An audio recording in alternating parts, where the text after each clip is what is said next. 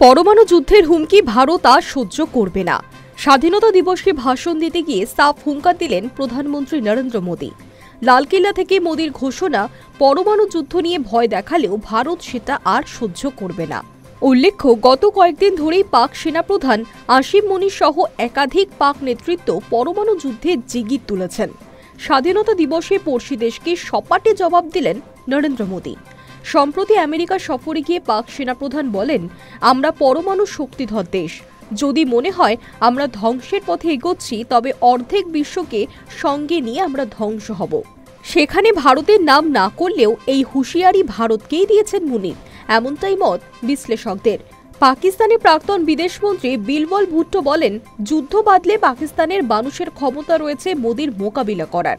আর একবার ভারতের সঙ্গে যুদ্ধ হলে পাকিস্তান সিন্ধু ও তার সবকটি উপনদীর দখল নেব আমরা। পরমাণু যুদ্ধ নিয়ে পাকিস্তানের মন্তব্যে ভারতের তরফেও অসন্তোষ প্রকাশ করা হয়েছে। লালকেল্লা থেকেও ফের পাকিস্তানকে হুঁশিয়ারি দিলেন প্রধানমন্ত্রী। সাফ জানিয়ে দিলেন, পরমাণু যুদ্ধের হুমকি ভারত আর সহ্য করবে না। বহুদিন ধরেই এই হুমকি শুনে আসছি।